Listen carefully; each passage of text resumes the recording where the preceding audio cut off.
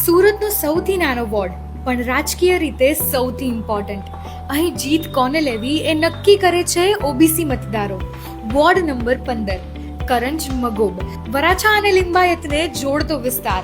2021માં ભાજપે આ વોર્ડ પાછો જીત્યો, પણ જીત બહુ નજીકથી આવી હતી.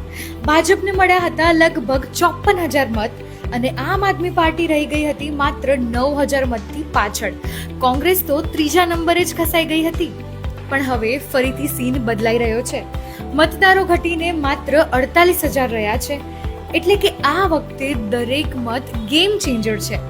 અહીંયા આહિર, કોળી અને ઓબીસી સમાજનો પ્રભાવ છે.